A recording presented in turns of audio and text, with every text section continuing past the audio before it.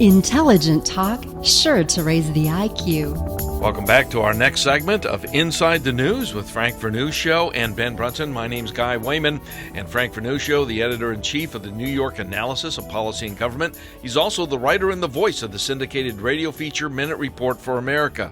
Ben Brunson, you can find him at benbrunson.com, the author of The Falstaff Enigma and Esther Sling. By the way, you can find Frank at usagovpolicy.com. Hi, Ben. Hello. It's a pleasure to be back, Guy. And Frank. Ben, Guy, it's great to be with you. Okay, the last 2 weeks we've been talking about North Korea and their nuclear tests that they've been doing and the missiles, and now there's even more nuclear-type bomb issues out there, isn't there, Frank? Well, there is, and of course there's a lot of talk of the fact that in the 1990s, President Clinton gave the North Koreans exactly the same type of deal that President Obama gave the Iranians. He gave them about $4 billion in aid in return for North Korea's steadfast promise not to develop nuclear weapons. And, of course, there were a variety of United Nations resolutions along those lines as well. North Korea, of course, went back on its word and developed itself into a nuclear power. Now it's experimenting with ICBMs in order to reach the United States with those nuclear weapons. This is exactly what we're seeing with the Iran deal. But going forward, it's not only a question of how much vicious nations like Iran and North Korea are doing with their nuclear weapons. It's a question of what the United States is not doing with its nuclear weapons. Over the past several days, key members of the United States nuclear establishment have spoken either to Congress or to the media about the rapid deterioration of the United States nuclear force. We're basically dealing with analog materials in a digital world. We're talking about material that hasn't been replaced in many cases for 20 or 30 years. We're talking about stuff that simply is outdated and no longer reliable. There were 2 successful tests of a Minuteman III missile, but the rest of the infrastructure, including the way personnel are treated, is really coming under significant scrutiny because it's simply presenting real problems going forward. While the rest of the world has modernized, that includes not only Russia, China, and even France and Great Britain, the United States has essentially stood pat and done nothing really to modernize its force. It's a real problem going forward. Yeah, and then let's go to Iran because they're the ones that's going to be the next on the block as far as the nuclear power. And Ben, it's just a matter of time. I don't know what it is. Is it a year? Is it 2 years? Is it 18 months? How long do we have? Well, fortunately, it's the bad news is it's inevitable. They will go nuclear. The good news, if you want to put it that way, is that it's probably 7 to 10 years off. The Iranians did comply with shipping out the enriched uranium stockpiles that they had. Those were shipped to Russia. They did comply with disabling the Iraq heavy water plant that they have, which is a plant, a nuclear reactor that had one purpose, and that was to develop plutonium, which is the preferred nuclear source for smaller warheads, the types of warheads you want to put on missiles, because it takes less plutonium to create a nuclear detonation than the alternative uranium-235. So they are on the path. They are taking these 7 to 10 year window that the deal pretty much makes inevitable. They're taking good advantage of it to develop ballistic missiles, which supposedly are prohibited under the deal, but they've already violated that prohibition twice, and very openly, by firing 2 ballistic missiles. And we have done absolutely nothing in return, so they see it as the green light to plow ahead with their ballistic missile program, of which they're working hand-in-hand with the Koreans. And we just saw the Koreans successfully launch a satellite into orbit, which was, of course, a cover for the test of an ICBM. And so the 2 countries are working together. They're developing their ballistic missile technology. And once you have the missile, all you need is the warhead on the tip to have a ballistic nuclear missile. And that's what we're going to face. The U.S. and Europe has to spend a lot of money now and get very serious about anti-ballistic missile technology. We have systems like the THAAD system and the Israeli Arrow systems which are sophisticated, but they have a spotty record, and there really needs to be a pretty large investment now going forward to modernize and to build the capabilities to protect us against a rogue nation like Iran or North Korea threatening us with ICBMs, which is going to become our reality in the very near future. You know, I almost had to chuckle when you said that they shipped their nuclear stuff to Russia, because it's like, okay, we see that we have some of these foxes in the hen house, so what we're going to do, we're going to take the foxes out, but they leave the little baby foxes still in the hen house being raised by the chickens. It's like, Frank, this is not happening, is it? Yeah, you know, the fascinating thing that we're not getting here, that the media is not covering at all, is the fact that there is a solid military alliance, whether it's announced or not, between Russia, China, and Iran, with North Korea somehow in the distance part of that, at least by implication. And the fact is, when one of those allies or Axis members gives material to the other as a way of saying that we don't have it, we just gave it away, it's really nonsense. That makes no sense at all. I mean, that would be like the United States and Britain saying, well, you know, I don't have a nuclear submarine, but you do, and it's all the same thing because we're all on the same side. Clearly, this alliance, which, by the way, has actually been discussed in Russian media sources and official sources as well, is something that the world pretty much is ignoring. It's the greatest grouping of enemies the United States and the West have ever faced. It is more powerful militarily than the alliance between Germany, Italy, and Japan in the Second World War, and it is something that really doesn't get discussed very much. And it's kind of perplexing how the ostriches in the American political scene are sticking their heads in the sand and totally ignoring. You know, and we all know Dennis Wolf. He kept saying that the Pentagon was totally against where Obama was going militarily, and that they almost wanted to do a coup because the military was being overlooked. And you just wonder how much the Pentagon is saying, wait, we have a problem over here, we have a problem over here, and this president just keeps denying that or maybe firing them, and we've seen that going along the way, Ben. Would you agree? Oh, absolutely. The Pentagon has been at odds with this administration really from the get-go, whether it was the complete withdrawal from Iraq without leaving some force behind. The Pentagon wanted to leave a division-sized force behind, which would have been crucial, and we would not have seen ISIS take the Sunni territories, because the ramification of pulling out was that literally the day after we pulled out, the Shias in power in Baghdad started a purge of all the Sunni politicians, and it literally started the day after we pulled out. And that was a signal to the Sunnis that their peacekeeper, the U.S. Army, which kept fairness in Baghdad, was no longer a part of the equation, that Iran was in control.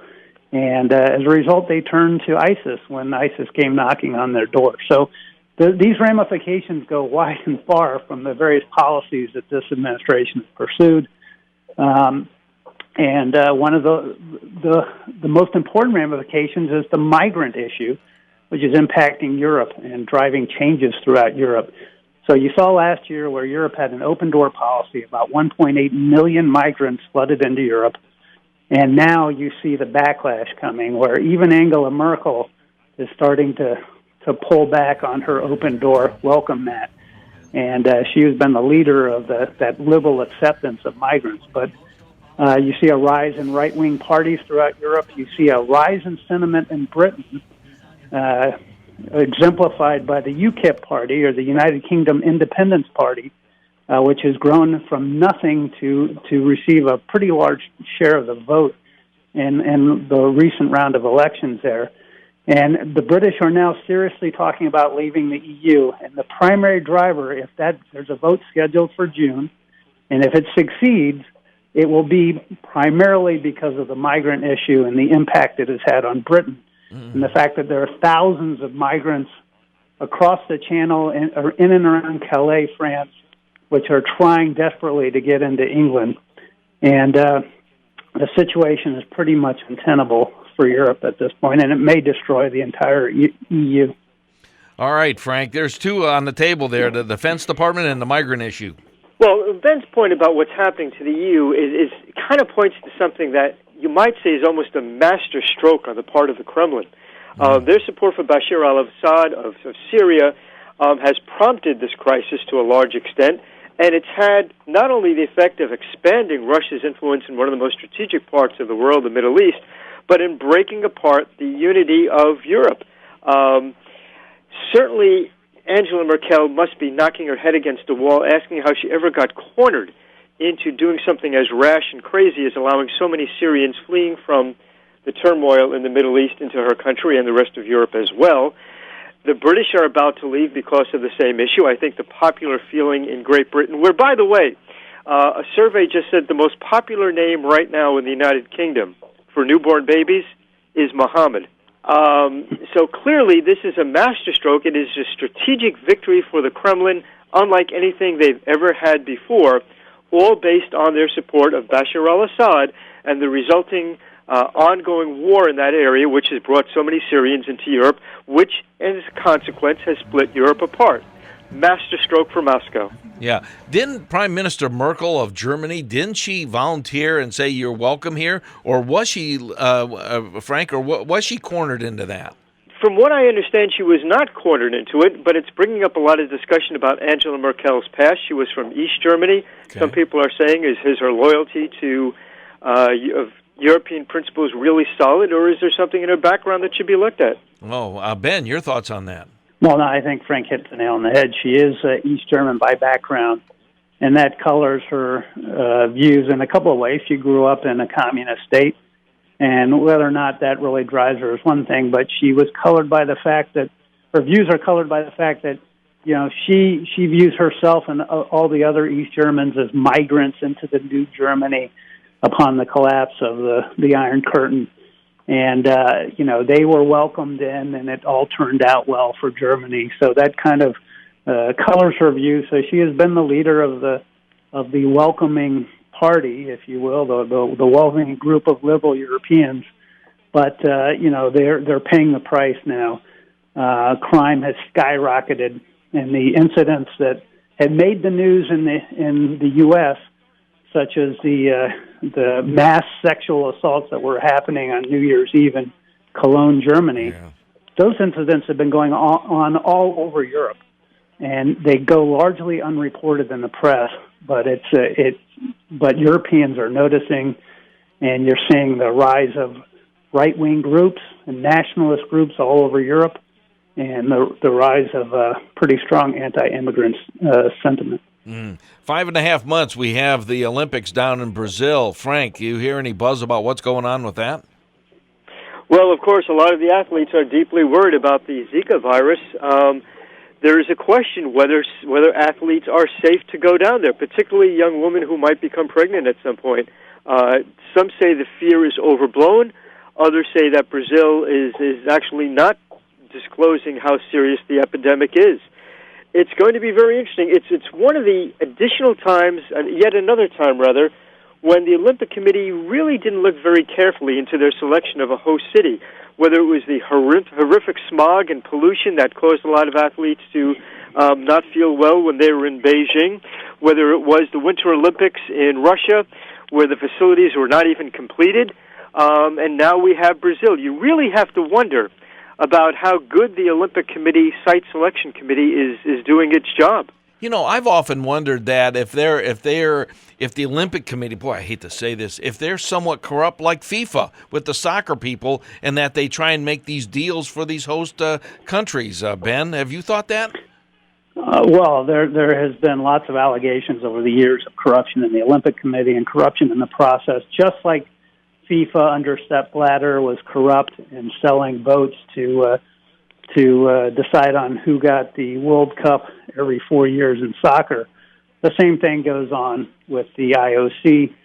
I think there's less evidence of it. It's more under the table. But I tell you what, I have a lot of Brazilian friends, and I was with some of my friends just a few days ago who had come back from Sao Paulo and Rio de Janeiro, and they're born and bred Brazilians, and they all tell me the same thing, that none of these venues are complete. In fact, one of my friends said, well, he was at one soccer venue, and they hadn't even started the process yet. So he was wondering how it would be possible that these games would go on as planned. But I'm sure they'll find a way, but it's going to be patchwork at best. Yeah. Okay, as we like to do every week on Inside the News, we like to give each of the guys their final closing thoughts, and they can go anywhere they want. Okay, Frank, go for it. As Clinton and Trump wind up being the obvious nominees of their party going forward after today, I think the discussion needs to turn to more substance. The kind of school food fight that we've seen in the GOP has got to come to an end. The front runners have got to talk about more substance and less about the foibles of their opponents. That would be a good thing for the voters. We'll begin to see really the issues that will shape the 2016 election. Okay, Ben, your final thoughts. Senior Chief Ed Byers, a member of SEAL Team 6, was awarded the Medal of Honor yesterday by President Obama for actions he did in December of 2012 in the rescue of Dr. Tilip Joseph, who had been kidnapped by the Taliban, a U.S. citizen. And what he did in that raid, the man, he was second in the stack on a dynamic entry. The man in front of him was shot and mortally wounded, and he basically covered Dr. Phillip, and with his legs held down one Taliban member, and with his right arm held another Taliban guy by the neck until his teammates shot those two guys. And it's just a reminder that on a small handful of people, an increasingly small number of professionals and great men like Mr. Byers, our freedom rests these days. Well, Ben and Frank, I want to thank you both. You can find Frank at usagovpolicy.com. You can find Ben at benbrunson.com. Thanks again, Ben. Thank you very much, Guy. Thank you, Frank. Thanks, Frank. Guy, Ben, look forward to our next discussion. All right, and we went inside the news. We'll be back.